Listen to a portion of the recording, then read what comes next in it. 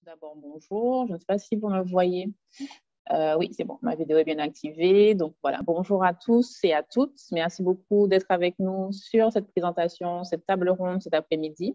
Donc, je me présente Marie-Noëlle Bruno, je suis chargée de projet Élan avec Campus France et donc je me charge particulièrement de l'accueil des étudiants internationaux quand ils arrivent en Martinique et en Guadeloupe dans le cadre du projet. Et donc, nous sommes ravis de vous avoir avec nous pour ce webinaire, cette rencontre. Nous allons avoir la chance d'avoir des témoignages d'étudiantes qui sont parties en stage dans la Caraïbe au cours de leur cursus, ainsi aussi que le retour d'enseignants qui se chargent d'accompagner les étudiants dans leur démarche de stage. Donc, avant de passer à une petite table ronde pour présenter tout le monde, je vous propose simplement de visionner une petite vidéo d'une des étudiantes qui est partie en stage à Sainte-Lucie, qui raconte un peu son parcours. Et ensuite, nous ferons un petit tour de table avant de commencer nos discussions de l'après-midi. Donc, je vais partager mon écran si on me donne cette possibilité. Est-ce que Marie, tu peux soit me nommer en co-hôte, soit m'autoriser à partager l'écran, s'il te plaît? Oui, je t'ai mis en co-hôte, juste là. Parfait, merci beaucoup. Donc, je vais partager mon écran et on va commencer donc, par un court témoignage de Canel, donc une étudiante qui est partie en stage l'année dernière.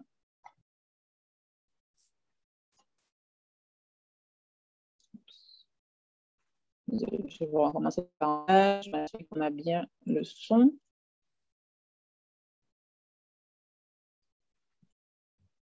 Voilà.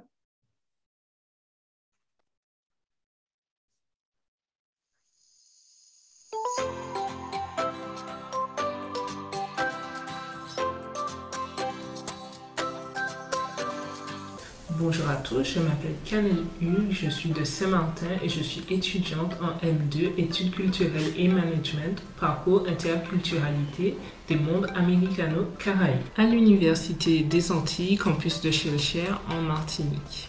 En ce moment, je suis chargée de culture et de communication à l'Alliance française de Sainte-Lucie.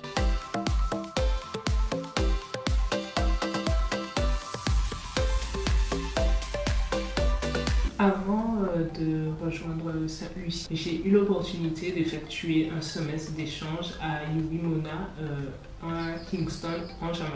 C'était important pour moi de faire un stage et d'étudier dans la Caraïbe parce que je souhaite travailler dans le domaine culturel, mais plus précisément dans la coopération culturelle entre les différents territoires de la Caraïbe, et notamment pour une meilleure intégration des îles françaises dans leur contexte caribéen.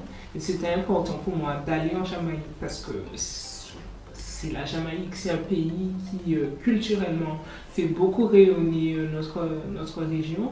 Sainte-Lucie endosse le rôle de délégué, entre guillemets, de la délégation des alliances françaises de la Caraïbe orientale et de l'OCE. Donc c'était important pour moi de venir faire un stage ici pour pouvoir travailler en réseau avec les autres alliances pour la promotion de la culture française et franco-antillaise plus précisément. Ces deux expériences de mobilité ont été particulièrement intéressantes en ce qu'elles m'ont permis de découvrir d'autres cultures caribéennes, mais également de créer du contact et des échanges avec différentes communautés, avec différentes personnes. J'ai également pu apprécier ce qui fait le caractère unique de chaque île de la Caraïbe, la beauté aussi de nos îles et juste la richesse et le potentiel qu'on a et qu'on ne met pas, selon moi, suffisamment en avant. Je recommande et je conseille à tout le monde.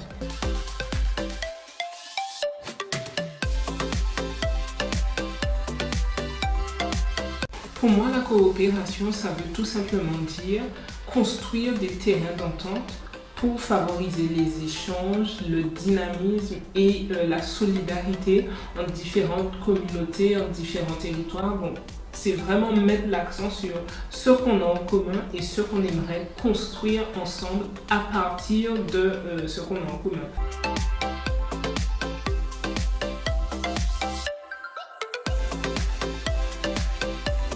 Le projet Élan m'a aidé à réaliser ces différentes expériences notamment par l'octroi d'une bourse qui est quand même assez conséquente et qui permet de faire ses études, mais également de prendre part à des activités culturelles dans le pays.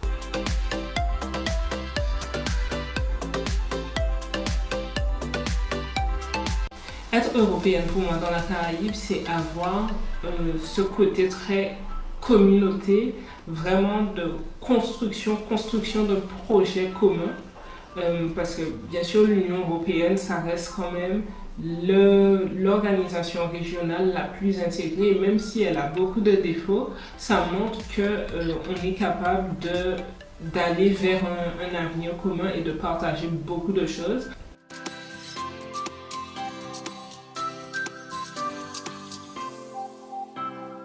Merci et au revoir, bonne journée à tous.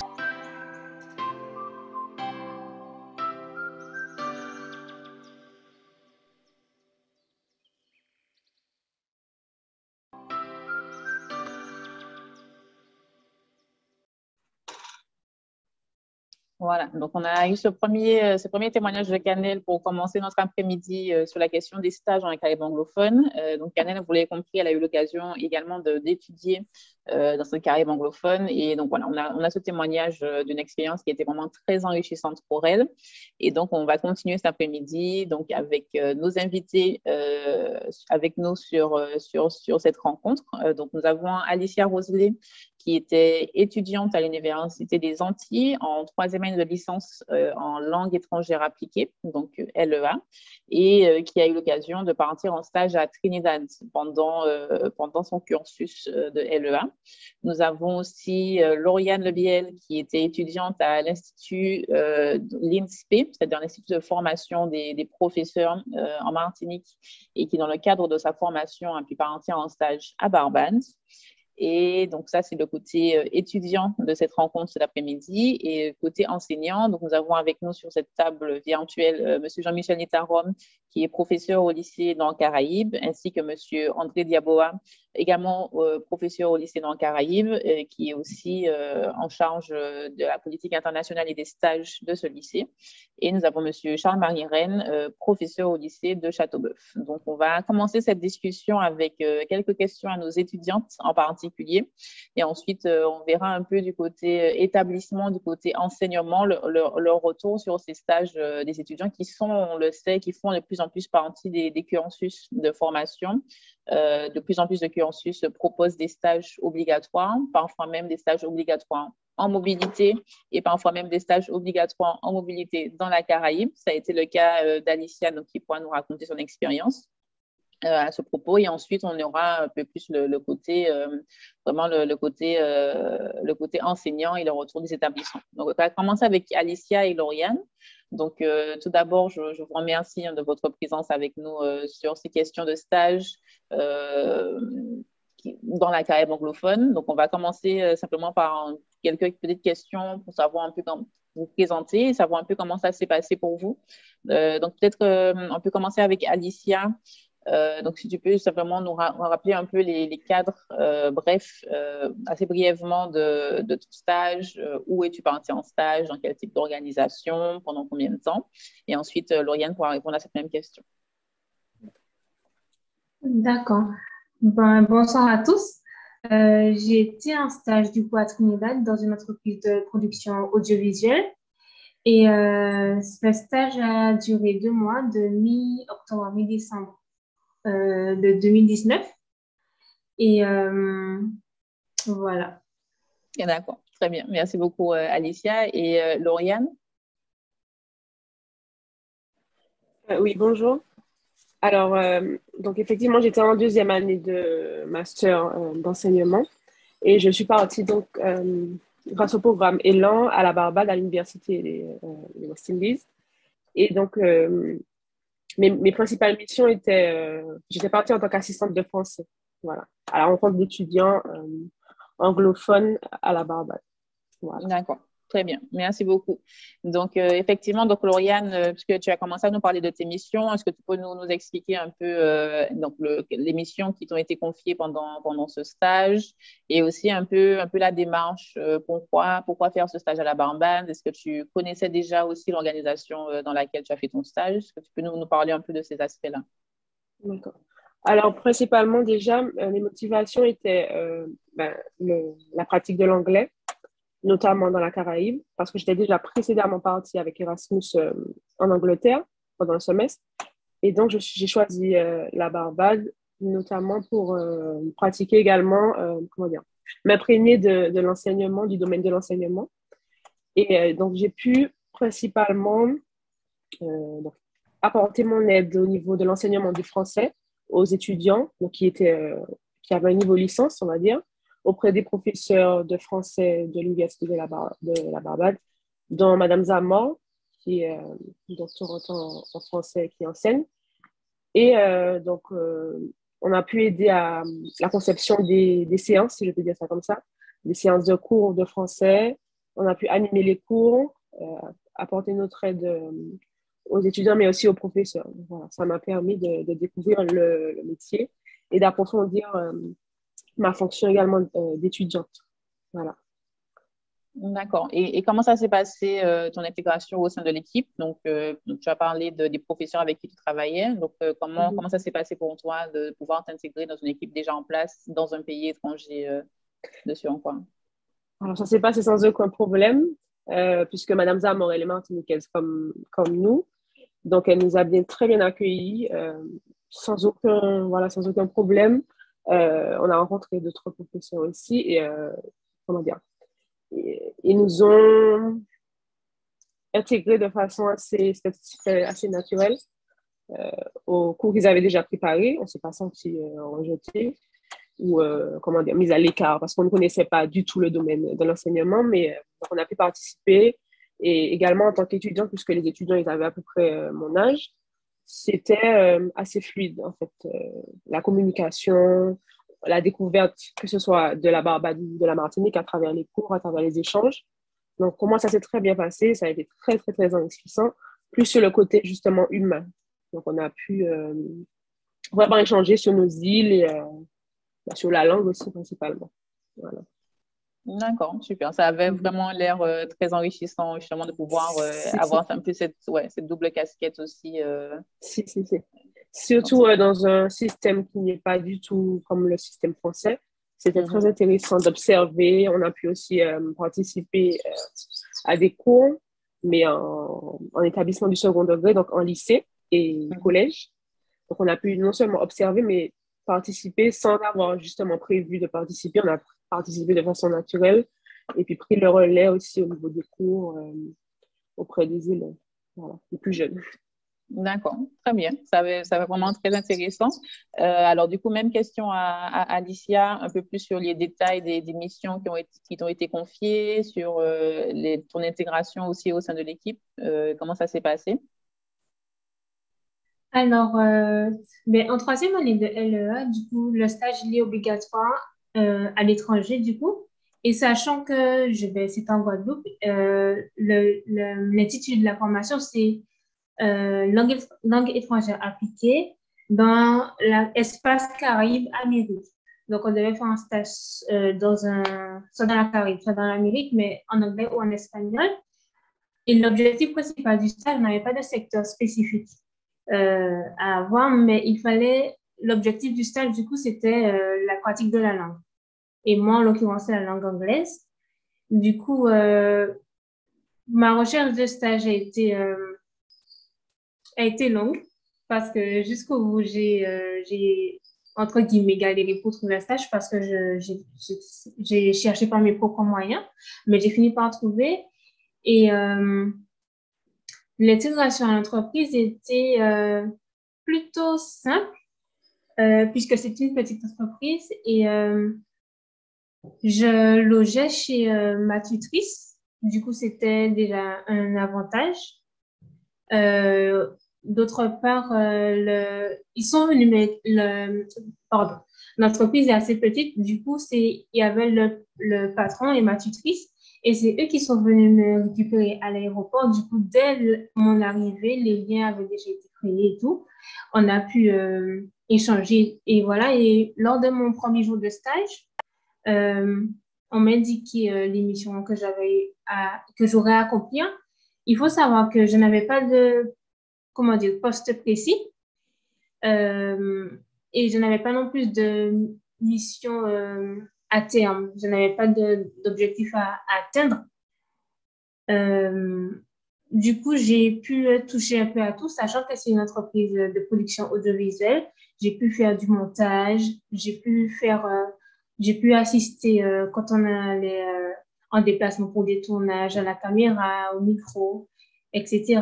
Des missions d'archivage aussi et des choses comme ça. Voilà. D'accord, très bien. Et au niveau professionnel ou en termes de compétences que tu as pu développer, tu dirais que c'était comment? Quelles compétences tu as pu développer? Donc, on a bien compris maintenant que tu es une experte en montage. Est-ce que tu peux nous en dire en plus sur les compétences que tu as pu développer au niveau professionnel pendant ce stage? Oui, notamment le montage vidéo. Franchement, je suis contente d'être repartie de là avec cette compétence. C'est vraiment génial, surtout avec des logiciels. Ce qui m'a le plus, impressionné, c'est que j'ai su m'adapter moi, un logiciel que je ne connaissais pas, qui est totalement en anglais, pouvoir faire des choses vraiment très bien avec. Et du coup, ça, c'est quelque chose que je retiendrai. Je crois que c'est une des meilleures compétences que j'ai pu acquérir à Trinidad, pendant le stage en tout cas. D'accord, ça c'est super. Non, en plus, c'est vraiment très pratique. C'est vrai que de plus en plus de postes, même qui ne sont pas forcément liés à la production de visuels, demandent certaines compétences, justement, en montage ou des choses comme ça. Donc, vraiment, c'est vraiment super. Et vous avez toutes les deux mentionné le fait que vous étiez aussi partis pour pratiquer la langue. Donc, peut-être Alicia, est-ce que tu peux nous faire un retour aussi de comment tu estimes que ton niveau de langue s'est amélioré? Est-ce que tu as un accent trinidadien très prononcé maintenant? Voilà, comment ça se passe à ce niveau-là? Non, pas d'accent trinidadien très prononcé, d'ailleurs, pas d'accent du tout, puisque je suis partie niveau compréhension, ça allait. Au début, ils ralentissaient leur débit de parole légèrement pour que je puisse comprendre, mais mon oreille s'est rapidement habituée. Pour m'exprimer aussi, je m'y suis faite plutôt rapidement. Cependant, une fois qu'on quitte le territoire, on n'est plus environné par l'anglais, donc on perd un peu de ce qu'on a pu acquérir quand on était sur place. Et c'est ce que je déplore un petit peu pour moi, mais niveau compréhension, franchement, je peux dire que j'ai aucun problème à ce niveau-là. Donc, ça m'a permis d'avoir une bonne compréhension meilleure qu'auparavant de l'anglais. Et peu importe, j'ai remarqué, peu importe l'accent ou voilà, le lieu anglophone. Voilà. D'accord, c'est vraiment l'immersion en fait qui t'a permis de pouvoir développer ta langue et je suppose que quand tu travailles dans une entreprise où tout le monde parle anglais, tu n'as pas tellement le choix dans la journée, donc tu pratiques beaucoup. Ton micro est éteint. C'est bon? Oui, c'est bon. Non seulement à l'entreprise, mais aussi quand je rentre, puisque j'habite chez l'habitant, j'ai pas le choix. Je suis dedans, donc je suis obligée. Même si je voulais pas, j'aurais été obligée. Oui, et c'est vrai qu'on sait que c'est comme ça qu'on s'améliore dans les langues étrangères, c'est vraiment l'immersion. Peut-être que Lauriane, tu peux aussi nous toucher deux mots sur cet aspect-là, sur comment ça s'est passé pour toi. Est-ce que tu as vraiment vu un changement sur ton niveau d'anglais entre le moment où tu es arrivé et le moment où tu es reparti? Oui, alors peut-être pas le niveau d'anglais, mais je vais dire l'aisance à communiquer, à échanger, puisque bon, j'avais déjà le niveau bilingue par mes études, mais je veux dire, j'ai aussi appris le Bajan, le patois barbadien, et donc je me suis rendu compte que je comprenais en fait. Donc, ça s'est bien passé, notamment avec les locaux, et j'ai découvert aussi qu'il y avait des personnes qui parlaient créole aussi à la Barbade, quelques personnes. Voilà. Et c'était plus voilà, au niveau de l'aisance Et puis, ça permet aussi de créer des liens plus facilement, si on veut, avec les locaux, se reconnaître au niveau, à l'échelle caribéenne, si on se reconnaît sur certains points. Euh, donc voilà, oui, le niveau, ça a aidé mon niveau d'anglais, si je peux dire ça comme ça. Ma façon de parler, ma façon d'agir en anglais aussi, parce que c'est pas seulement la langue. Donc, ça m'a beaucoup, beaucoup, beaucoup apporté. Voilà. Donc, c'est toi qui as un accent très prononcé avant, qui parle le J'essaie. J'essaie. Non, mais c'est vraiment super. Non, c'est vraiment super. Et pour conclure, avant de passer à la suite et avant le retour des enseignants, est-ce que tu as un souvenir mémorable, quelque chose qui t'a vraiment marqué ou qui t'a vraiment interpellé quand tu es arrivé à Barbados? Alors, il y en a beaucoup, mais c'était au moment du départ. En fait, c'était un peu triste, avec notamment le propriétaire du logement où j'étais. Donc, à qui justement je parle toujours, on communique beaucoup, on échange. Donc, ce sont devenus des amis, notamment les étudiants, les enseignants. Et voilà, au moment du départ, ça a été un peu difficile de partir. C'était très triste. Et puis, il y a beaucoup d'histoires, hein, notamment pendant les séances, les cours. On a bien rigolé, on a bien échangé. Voilà, on a mangé avec les étudiants, on a échangé. C'était un bon moment. Et puis voilà, je tiens à dire que jusqu'à maintenant, je communique avec eux. Donc, je trouve que c'est très, très, très important. Pas seulement sur le côté professionnel ou académique, mais surtout personnel. Ça permet de se découvrir et de voir qu'on a des liens avec des gens, même si on ne comprend pas l'anglais. Hein. Mais au-delà de ça, on se reconnaît à travers certaines personnes qui nous ressemblent. Voilà. Ouais. Donc, ce qui t'a vraiment marqué, c'est vraiment le réseau au final que tu as oui, parce que voilà, on se ressemblait, même si on était francophone, anglophone. Et puis la culture, il y a des différences aussi, mais je trouvais qu'on était presque les mêmes, hein, même si on était tout aussi différents. Hein. C'était naturel, en fait, les liens et les relations qui se sont construites. Voilà. C'est vraiment l'aspect relationnel qui t'a vraiment plus marqué. Voilà, c'est ça. Oui. Ok, super, très bien. Peut-être même question à Alicia. Est-ce qu'il y a un aspect en particulier ou un souvenir ou une anecdote ou quelque chose qui t'a absolument interpellé quand tu es arrivée à Trinidad? Est-ce qu'il y a quelque chose qui t'a marqué? Au niveau culturel? Oui, par exemple. Je trouve que les gens sont extrêmement gentils. C'était bien, c'était très agréable. Je pense pas que ce soit parce que je n'étais pas, comment dire, anglophone. Enfin, j'étais étrangère, voilà. Mais je trouve que les gens que j'ai pu croiser, même des gens dans la rue, je les vois une seule fois dans toute ma vie, mais ils étaient bienveillants. Une fois, j'ai failli tomber dans un bus, quasiment. Tout le monde est venu pour essayer de me rattraper. C'était drôle, mais ça m'a touchée quand même. Autre chose, concernant mon travail même, un soir, je ne regardais pas tellement la télévision là-bas, mais je ne sais pas qu'est-ce qui m'a pris. J'ai allumé la télé et j'ai vu passer à la télé un des montages que j'avais fait. Je me suis dit, mais waouh! Comment j'ai fait mon montage à moi, il passait à la télé, c'était trop bien. Vraiment, j'ai fait tout comme ça. Ah oui, je suppose, mais c'est génial de pouvoir voir son travail comme ça, qui est valorisé. Je ne pas du tout. Ouais, ça veut dire que tu as vraiment bien appris les choses pendant ton stage. Voilà. Et comme vous parlez de valoriser, je me suis dit, j'ai vraiment atteint un niveau au moment où, quand je faisais mes montages, le patron, il m'a rien dit qu'il fallait modifier ci ou ça. Il m'a dit, parfait. Parfait. Je me suis dit, waouh, j'ai acquis des compétences malgré le fait que je ne le vois pas, mais mon travail le prouve. Donc, ça m'a fait vraiment plaisir aussi la nourriture parce que j'ai trop mangé et c'était vraiment... Oui, j'allais parler de la nourriture trinidadienne. Ce sera le sujet de la prochaine heure de rencontre. On parlera de la nourriture barbadienne aussi. Pendant des heures, voilà, vous ne pouvez pas m'arrêter. On va parler rôti et flying fish et tout ce que vous voulez. Ce sera très bien. Non, mais en tout cas, c'est vraiment bien et ça prouve que c'est vraiment des stages de qualité au final, aussi bien au niveau relationnel que vraiment en compétences. Si vraiment ton entreprise te fait suffisamment confiance pour passer ta production à la télé, c'est que vraiment, déjà, tu t'es très bien encadré, puisqu'on a vraiment pu te montrer vraiment les tenants et les aboutissants, les ficelles du métier.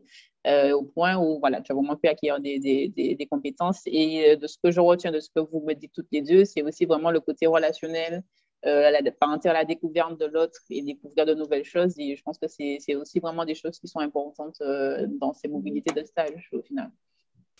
Oui. Donc voilà. C'est ça.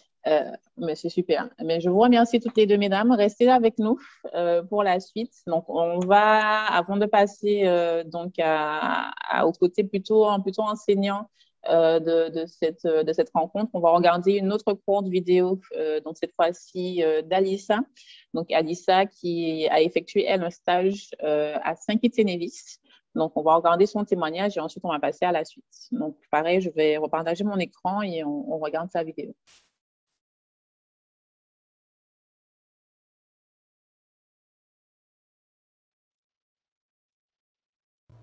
Bonjour, je m'appelle Alissa Hachi, je suis guadeloupéenne et barbadienne et je suis dans ma deuxième année d'études à Sciences Po Bordeaux en filière intégrée France-Caraïbes, vu que la filière est entrecoupée avec des mobilités. Par exemple, cette année, j'étais en mobilité en Martinique à l'Université des Antilles, donc j'étais en L3 Sciences politiques cette année en Martinique.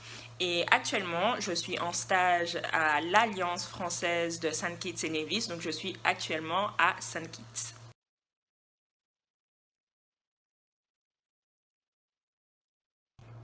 Mon stage se passe très bien. Là, il me reste tout pile une semaine avant que je parte. Je retourne en Guadeloupe en août pour mon mois de vacances. Et ça se passe vraiment bien parce qu'en fait, je voulais vraiment à travers le stage pouvoir à la fois découvrir la Caraïbe et à la fois acquérir de l'expérience professionnelle. Donc j'étais vraiment contente. C'était vraiment une expérience extraordinaire. Et surtout une expérience que je n'attendais pas dans le contexte sanitaire dans lequel on est.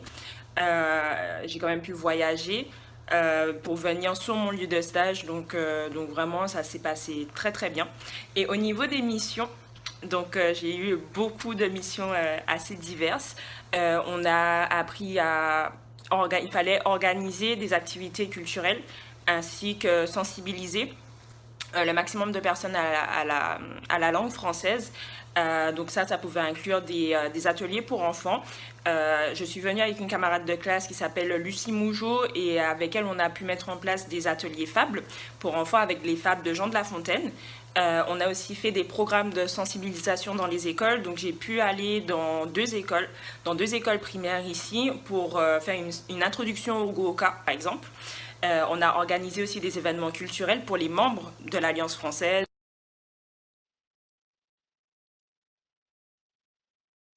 Alors, il faut savoir qu'avant que je vienne à Saint-Kitts pour le stage, Saint-Kitts-et-Nevis, c'était une île qui m'était un peu inconnue. Je connaissais de nom, mais je n'en savais pas vraiment plus. Et ce qui est quand même assez incroyable, parce que donc, moi, je viens de la Guadeloupe, et la Guadeloupe... ce qui sépare Saint-Kitts de la Guadeloupe, c'est Montserrat. Mais sinon, ils sont vraiment tout proches. C'est deux îles vraiment proches géographiquement. Et c'était vraiment incroyable de moi-même de voir que même si j'essaie à travers mes études justement de découvrir la Caraïbe au maximum, mais ça m'a permis de voir que il reste encore beaucoup à faire pour que la Caraïbe, pour que les différentes îles de la Caraïbe se rencontrent, notamment les îles anglophones et les îles francophones.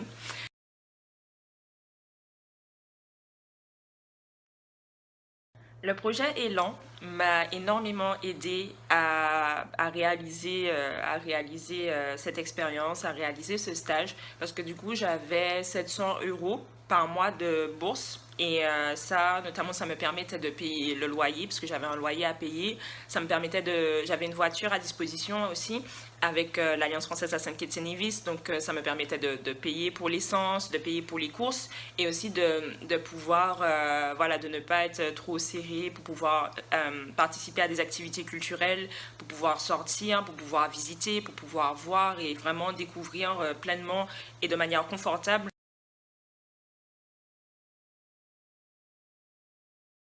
Pour ceux qui hésiteraient encore à faire un stage dans la Caraïbe, je vous dirais que c'est une opportunité à saisir parce que c'est vraiment une chance qu'on ait un programme comme le programme Élan qui existe pour pouvoir pousser les jeunes à aller faire des stages, à aller à la découverte de la Caraïbe parce que c'est un espace qui est riche et on a une richesse, vraiment une richesse culturelle tout autour de nous. Et je pense qu'il ne faut pas gaspiller cette richesse qui est tout autour et cette opportunité qu'on a avec le programme Élan de pouvoir découvrir aussi notre espace.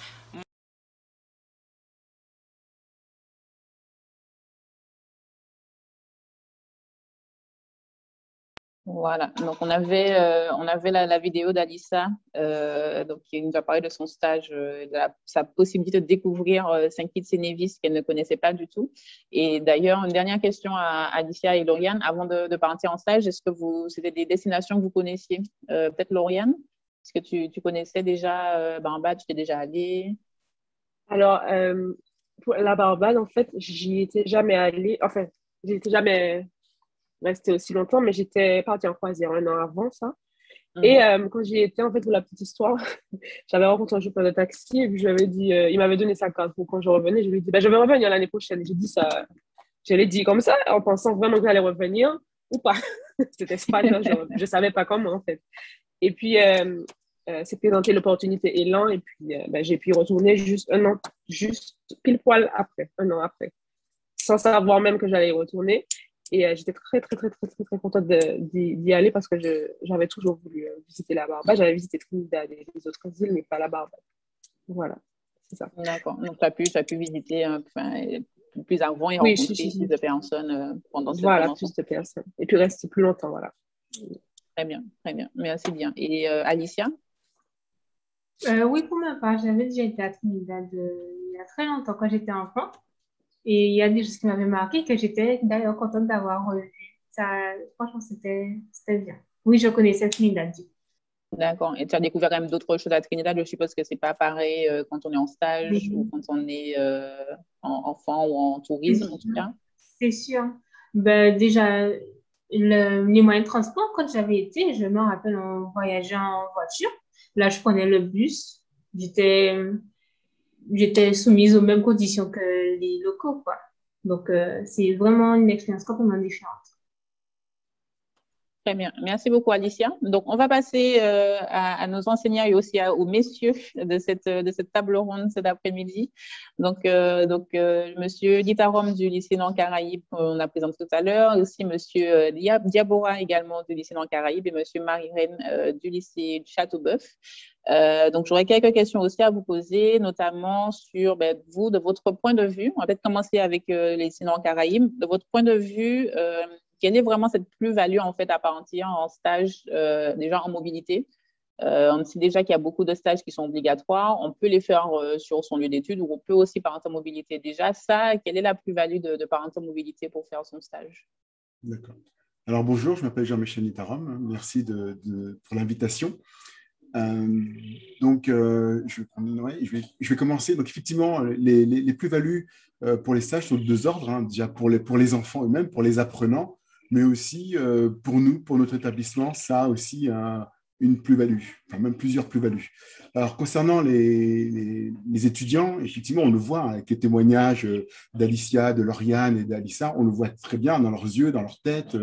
Elles ont eu une expérience formidable. On voit que ces stages sont formateurs pour ces étudiantes et pour tous les autres qui sont partis en mobilité dans la Caraïbe.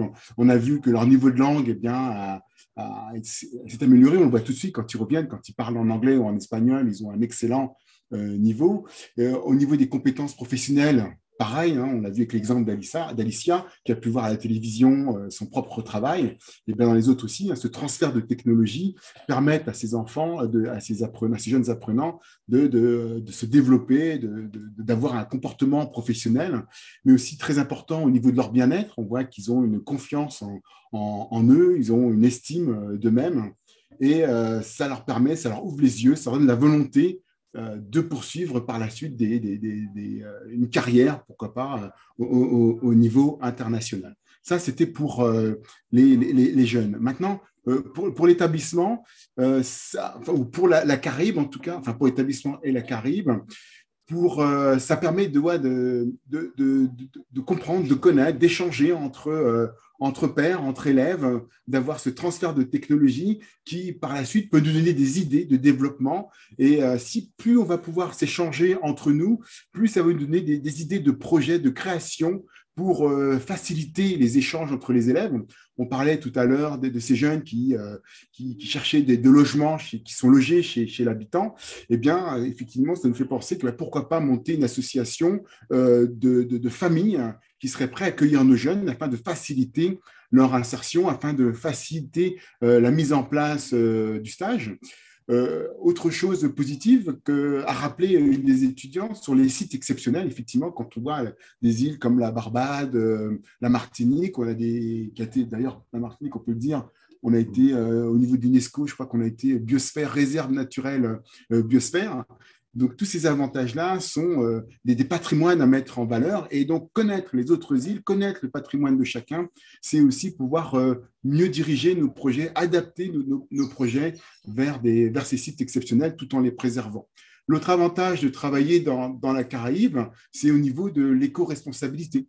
Parce que le fait de voyager entre îles, c'est toujours mieux que d'aller en Europe où on prend l'avion, les voyages sont longs et le coût carbone est très élevé. Et enfin, le fait, dernier point de mon point de vue, c'est que ça permet le fait de brasser nos jeunes entre les îles, ça peut être un frein à l'exode de nos jeunes vers les continents. Voilà ce que je vais dire à ce niveau-là. Je vais rajouter simplement sur ce que vient de dire M. Nitarom. Nous partons justement d'un constat de ce que nous faisons au sein du lycée avec des élèves qui partent au Luxembourg. Il y en a qui sont partis sur l'Angleterre, notamment à Plymouth. Là, nous avons fait des expériences avec l'île de Malte. Donc, nous voyons, et j'appuie pour dire que lorsque les élèves reviennent, ce sont de nouvelles personnes, on peut dire, si on peut dire. Donc là, si on peut justement, avec l'aide d'Élan, étendre ça et permettre à nos élèves qui sont dans une filière de métiers qu'on retrouve à l'international, puisque l'hôtellerie et la restauration sont des métiers de dimension internationale, ça nous permettra justement de mieux les fixer et augmenter vraiment non seulement leur connaissance, mais également toute la partie professionnelle et puis estudiantine. À mon sens, c'est très intéressant. D'ailleurs, j'ai échangé avec une élève qui, avant Élan, c'était en 2017, a fait son stage dans un hôtel de la Caraïbe. Il y en avait deux d'ailleurs, qui s'étaient débrouillés par leurs propres moyens, à l'hôtel Allemand d'Hôtel, qui est à Barbade. Et elles sont revenues avec vraiment les yeux pétillants de remerciements. Et puis, bon, d'ailleurs, il y a une qui est en bachelor actuellement. Elle pourra même par la suite, si elle m'a promis de me faire un retour d'expérience que je pourrais partager, que je pourrais vous faire partager. Et donc, je pense que c'est hyper important. Et si Élan pouvait Élan va contribuer à ce que nos élèves puissent partir. Donc, c'est vraiment de bon aloi que nous accueillons tout cela. Très bien, très bien. Merci beaucoup, messieurs. Oui, j'entends de ce que vous dites qu'effectivement, déjà par exemple en mobilité, c'est un peu aussi ce qu'on disait avec Alicia et Lauriane, c'est vraiment déjà une adaptation qu'on doit développer et donc qui est forcément utile à la fois au niveau personnel et au niveau professionnel. Et c'est vrai effectivement que on peut aussi considérer les mobilités proches. Effectivement, il y a l'approche éco-responsable à laquelle je n'avais pas pensé, mais c'est vrai que voilà, c'est quand même les mobilités proches sont déjà beaucoup plus accessibles et aussi elles peuvent aussi un peu rassurer parfois les parents d'élèves qui peuvent parfois être inquiets de voir leurs enfants qui partent un peu loin. Donc, ça peut aussi être tout à fait une plus-value pour une approche, en tout cas une amorce sûrement à la question de ces mobilités. Donc, vraiment, merci beaucoup pour ces retours. Peut-être Monsieur Marie-Reine, est-ce que vous pouvez nous toucher quelques mots sur vraiment la question des missions qui sont confiées aux étudiants lors de leur stage. Donc, on a eu les deux témoignages où voilà, elles ont toutes les deux beaucoup apprécié leur mission.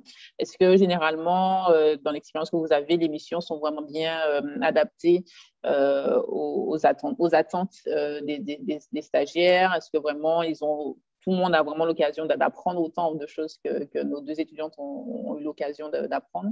Comment ça se passe généralement vraiment au niveau des activités demandées dans les entreprises?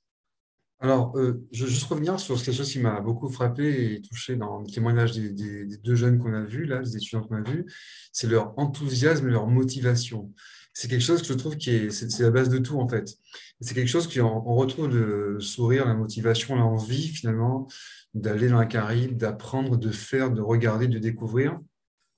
Nos jeunes dans le lycée professionnel alors, en BTS, elles ont entre 17, 18 et 19, 20 ans, elles sont quand même relativement jeunes, et elles sont très enthousiastes. Dès qu'on parle de mobilité, ne serait-ce qu'à Sainte-Lucie, visite, découverte, il y a une telle mobilité, il y a un tel enthousiasme à vouloir partir, et ça, c'est toujours quelque chose qui nous pousse, nous, en fait, nous motive encore plus à vouloir mettre en place des projets de mobilité pour les étudiantes. Et surtout, autre chose, c'est que nous, on a beaucoup travaillé avec Sainte-Lucie, c'est pas loin, c'est juste à côté. Eh ben, à notre grande surprise, il y a énormément de jeunes en Martinique qui ne sont jamais allés à Sainte-Lucie. Et la deuxième chose, c'est qu'ils ont quelquefois beaucoup d'a priori ou de préjugés sur les îles juste à côté. Et quand ils arrivent, ne serait-ce qu'à Sainte-Lucie, ils sont impressionnés. Alors nous, on parle des jeunes qui sont en esthétique, qui sont en BTS esthétique. Et quand elles arrivent dans les entreprises, dans les hôtels, qu'elles voient l'équipement, qu'elles voient le type de formation, qu'elles voient tout ce qu'il n'y a peut-être pas en Martinique, elles sont agréablement surprises, elles reviennent convaincues, persuadées et encore une fois très enthousiastes de ce qu'elles ont vu, de ce qu'elles ont entendu. Et autre chose qui m'a aussi interpellé dans l'intervention des deux jeunes étudiantes, c'est la facilité et la rapidité avec lesquelles nos jeunes rentrent en contact avec les autres jeunes, parce qu'on a travaillé avec des centres de formation à Castries et on était allé passer une après-midi et en quelques minutes, en temps d'une après-midi, eh bien, les liens se sont créés très facilement. Il n'y a pas eu vraiment de problème de barrière de langue. On a l'impression que culturellement, elles se connaissaient depuis longtemps, donc les échanges se font très vite, très facilement. Même nous, avec les collègues de Sainte-Lucie, par exemple, ou avec ceux de Barbade avec qui on avait une visio cet après-midi, on voit qu'il y a une espèce d'affinité naturelle, géographique, qui fait que on arrive très facilement à échanger, à discuter, à mettre en place plein de projets avec eux. En termes de mission, alors nous, comme ça fait un petit bout de temps qu'on travaille avec Sainte-Lucie, avec des entreprises là-bas, les centres de formation et puis également l'Alliance française, le parcours, le séjour est balisé du premier au dernier jour. Donc, il y a des tests niveau de langue qui sont organisés avant de partir. Et puis, le programme, il est quand même basé sur deux choses, sur l'apprentissage de la langue. Donc, il y a un apprentissage, toutes les matinées sont réservées à l'apprentissage de la langue avec des enseignants locaux, généralement. Et la deuxième partie, elle est basée sur la découverte de l'entreprise et le temps qu'ils passent en entreprise. Donc, c'est quand même du professionnel, c'est professionnel. Les jeunes étudiants ou jeunes de bac pro, ils passent du temps, mais vraiment apprentissage de la langue et visite d'entreprise et séjour en entreprise. Et le dernier projet qu'on a fait avec les étudiants, j'avais même fait une étude, un sondage en fait, pour un petit peu peser le pour et le contre des mobilités, de ce qui marchait, de ce qui ne marchait pas. Et ça aussi, ça nous apportera beaucoup puisque depuis 1 an et demi, 2 ans, alors chez nous, les élèves ne sont pas partis puisqu'il y a eu le Covid. Tous les projets ont été mis en stand-by, mais en tout cas, d'avoir écouté les témoignages des deux jeunes étudiantes là, ça donne envie de repartir et de préparer encore le projet des jeunes dans la Caraïbe. Voilà. Oui, je confirme. Moi aussi, ça me donne envie de repartir. Tant d'enthousiasme. Nous sommes bien d'accord. Ça manque trop, quoi. Par ailleurs, quels sont les retours un peu des entreprises que vous avez, Monsieur Marie-Reine, après le passage des stagiaires?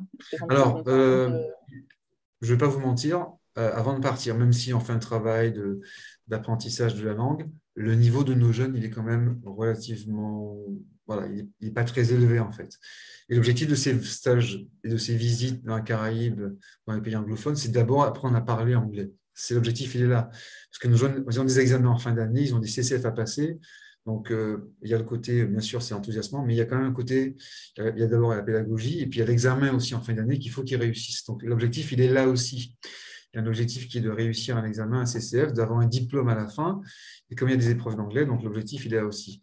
Et c'est vrai que nos jeunes ont toujours un petit peu de temps d'adaptation, ils sont timides aussi, ils n'ont pas confiance en eux, ils n'ont pas confiance dans leur anglais.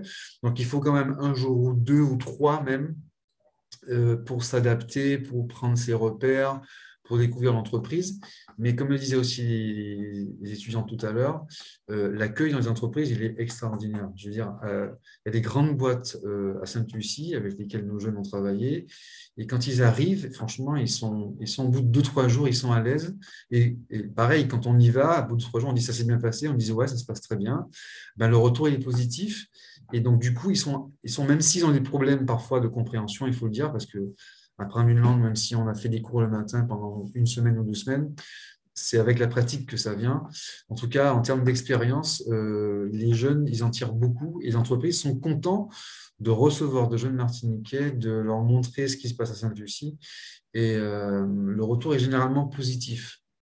Il y a l'aspect linguistique, mais ça aussi, bon, c'est quelque chose sur lequel il faut qu'on travaille. Et les stages longue durée ne pourront que nous aider, nous enseignants, à améliorer le niveau de langue des jeunes, quoi. C'est quand même ça aussi l'objectif, quoi. Oui, tout à fait. Donc, c'est vraiment ça l'enjeu. C'est vraiment quand même la question de la langue en sûr. parallèle, justement, Oui. de l'amélioration des compétences professionnelles. Ouais, l'aspect culturel, social, géographique, culinaire aussi, c'est important. Mais quand même, l'objectif, il est aussi d'apprendre à parler une langue, de prendre confiance en soi et de parler une langue parce qu'ils s'en rendent compte. Ils disent, mais monsieur, mais je parle anglais. Au bout d'1 semaine, 2 semaines, ils se rendent compte qu'ils parlent anglais. Donc, je leur dis, voilà, tu parles anglais, mais ça te manque un petit peu de pratique, quoi. Et de la confiance aussi.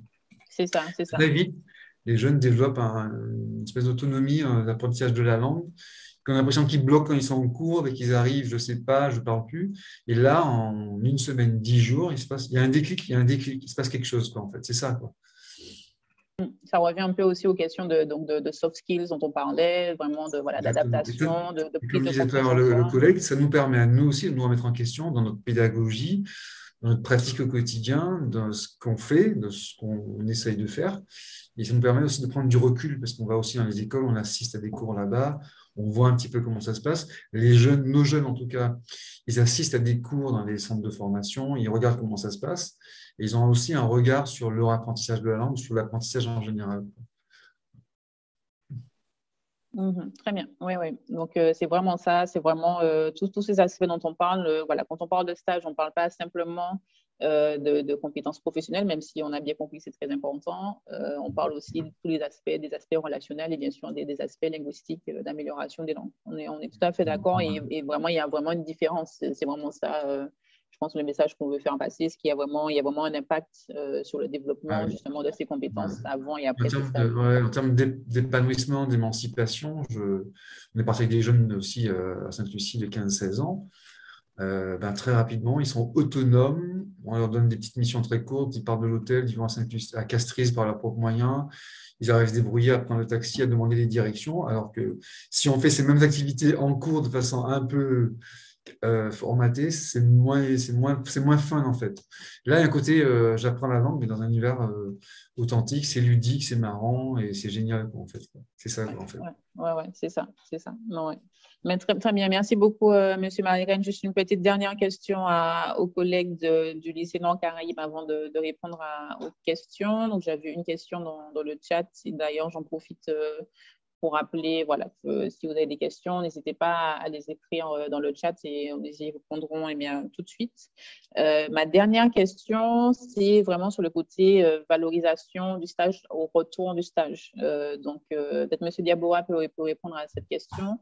Comment est-ce qu'on fait quand on revient pour vraiment continuer à valoriser son stage, à valoriser cette expérience, à la fois sur la façon dont on la met en valeur sur son CV, comment on restitue son stage, comment on se prépare aussi pour les restitutions de stage. Donc, voilà, peut-être M. Diaboa. Pardon. C'est donc pour restitution de stage. Donc, alors, quand nos élèves reviennent dans l'établissement, alors bien sûr, ils ont ça a changé parce qu'on a une réforme du BTS, mais auparavant, ils avaient un mémoire à préparer, un rapport de stage à mettre en avant donc, sur les différentes activités qu'ils ont réalisées pendant l'entreprise. Ça, c'est la première chose. Et la deuxième chose, quand ils passent en deuxième année, donc ils ont déjà passé leur stage, on organise chaque année au courant du mois d'octobre un forum où ils présentent leur expérience à ceux aux futurs partants en mobilité. Donc, ils présentent leur expérience, ce qu'ils ont fait, et de ce fait-là, ça permet aux étudiants sur le point de partir d'avoir des orientations, d'avoir des idées, d'avoir un retour sur expérience de ces étudiants-là. D'ailleurs, on l'a fait cette année sur plusieurs sites, sur plusieurs classes qui, justement, sur les élèves qui ont vécu des expériences, hein, parce que cette année, encore une fois, bon, même si c'est l'Europe, mais sont quand même par rapport à l'expérience des élèves qui ont été en mobilité et qui ont parlé de leurs expériences et qui ont vraiment motivé les élèves à justement s'ouvrir sur l'extérieur et avoir cette capacité de pouvoir justement échanger avec d'autres personnes que ceux du tissu local. Donc, je pense que de ce côté-là, c'est important de voir qu'on est en plein dans la mondialisation avec cette ouverture que les jeunes doivent avoir tous azimuts, quoi. D'accord, ouais, très bien. Donc, on comprend vraiment il faut pouvoir valoriser son stage à son retour et c'est vraiment quelque chose qui se prépare en fait pendant toute la durée du séjour au final, de pouvoir… Absolument. Ceux qui partent au niveau du lycée, hein, là justement, j'étais en train d'échanger avec un professeur qui souhaite que ses élèves partent sur 6 semaines, mais ceux qui sont partis le plus souvent sont partis sur des périodes de 16 semaines, c'est-à-dire 4 mois. 4 mois, ça vous fait revenir des élèves complètement changés, avec un autre état d'esprit, avec une autre vision de la vie professionnelle, de la vie active. Et je peux vous assurer que sur les résultats de l'année qu'ils ont à faire, notamment sur la deuxième année, notamment des BTS, c'est absolument excellent. D'ailleurs, bon, nous on parle, mais on pourrait avoir le témoignage de plusieurs professeurs qui sont tout à fait partants pour que les élèves puissent aller en stage dans d'autres région que sur la Martinique. Hein. Donc, c'est autant valable sur l'Europe que dans la Caraïbe et encore plus sur la Caraïbe maintenant que cette possibilité-là nous est offerte. Très bien, très bien. Merci beaucoup, messieurs, pour ces éléments de réponse. Alors, on va bientôt clôturer cette rencontre cet après-midi. Donc, je tiens encore une fois à remercier nos intervenants et intervenantes pour ces échanges qui étaient très intéressants et je pense qu'ils vont être très utiles pour des étudiants ou des étudiantes qui vont se préparer à ces mobilités de stage. Avant de clôturer, on avait une question de Madame Bouchot, donc de maître de conférence en LEA, donc langue étrangère appliquée à l'Université des Antilles, qui avait une question sur les accents, donc qui revient un peu à ce qu'on disait tout à l'heure sur les accents et les différents types d'anglais qui sont dans la Caraïbe. Donc, je reprends sa question précisément, que je vais par ailleurs adresser à Lauriane dans un premier temps, qui a donc fait son stage à Barbade et qui a aussi un parcours angliciste, donc qui devrait pouvoir être à même de répondre à cette question. Donc, la question est, mes étudiants en stage obligatoire me disent que leur stage en licence 3 à la Barbade est difficile à cause de l'accent. Certains nous disaient même de ne pas y envoyer nos étudiants, que ce n'est pas de l'anglais. Donc, que diriez-vous à des étudiants qui ont déjà eu ce type de retour et qui partent l'année prochaine en stage, s'il vous plaît? Et voilà. Donc, peut-être Lauriane peut commencer à répondre à cette question et puis on peut laisser après la parole à nos collègues du Nord-Caraïbes. D'accord. Alors, je pense que chacun son expérience, mais personnellement, je n'ai pas eu de problème avec les accents. Bon, je suis déjà habituée à divers accents, mais je peux comprendre au niveau du Bajan. Mais il me semble que selon l'environnement, ils parlent un anglais standard, si je peux dire ça comme ça. Si c'est par exemple durant les cours ou au milieu professionnel, peut-être effectivement entre collègues, il y a le broken English, mais enfin, je pense que ça dépendra de l'environnement, si je peux dire ça comme ça. Mais en soi, ça ne posera pas de problème, puisque si c'est dans le milieu professionnel ou soit académique, normalement, ça devrait être un anglais standard. En général, hein, de ce que j'ai vu. C'est plus quand ils étaient entre eux, comme nous avec le créole, hein, ou notre façon de parler, notre débit de parole. Sinon, ça n'entrave pas la compréhension.